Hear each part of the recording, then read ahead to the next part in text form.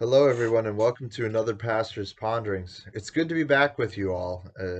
Between the National Youth Gathering, getting sick, and then vacation, it was it's been too long. It's been too much of missing you guys. I missed you a lot, and it's good to be back. And I'll be back for a while. You're stuck with me for a while.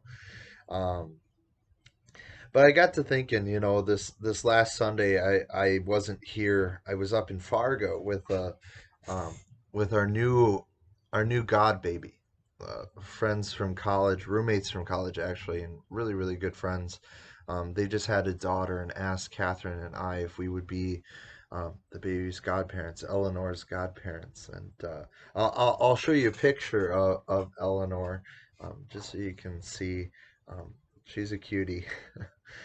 But it was such a joy to go up there and to see her baptized. And it was interesting to be on the other side of it, right? Growing up, I saw many, many baptisms um, from the pews.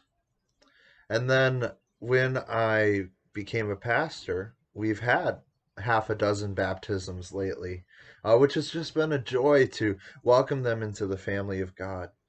But this was a whole nother experience to be asked to be a godparent, to be entrusted with the responsibility of making sure that that child's faith is well taken care of.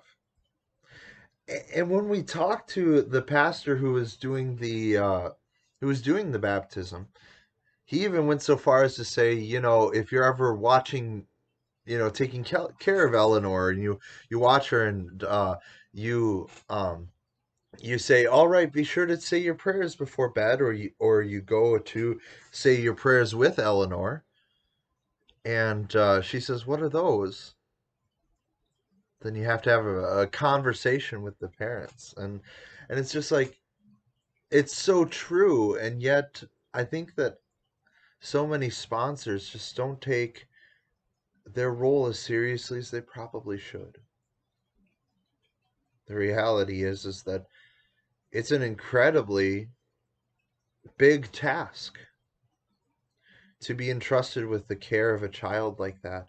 And yet, what an honor to serve that child in that way, to bring them up in the faith, and to walk beside parents. And I think more often than not, that's exactly what it looks like, is to walk beside the parents, right? Not to have to fight them on faith, or do different aspects like that, but to support the parent, um, to help them in growing the child up in the faith. And what a joy it is to walk beside them. In in service on Wednesday or yesterday, um, we sang God's Own Child, I Gladly Say It. And it emphasizes the power that is found in baptism. In baptism, God puts his name upon you. God put his name upon Eleanor this last Sunday. And in that moment of being marked as a child of God, everything changes.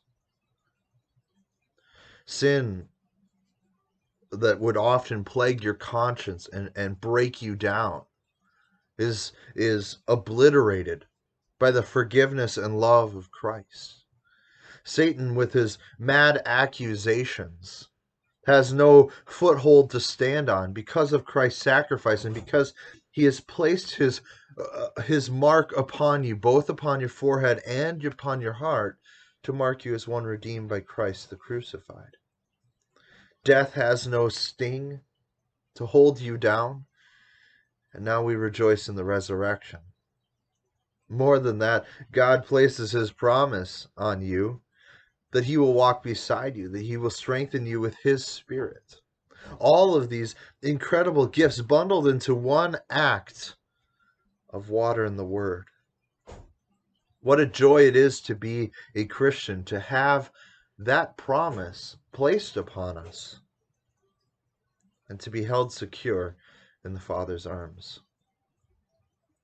Rest assured, dear friends in Christ, you are a child of God, And when sin or Satan or the troubles of the world begin to plague you, you can say, I am baptized into Christ.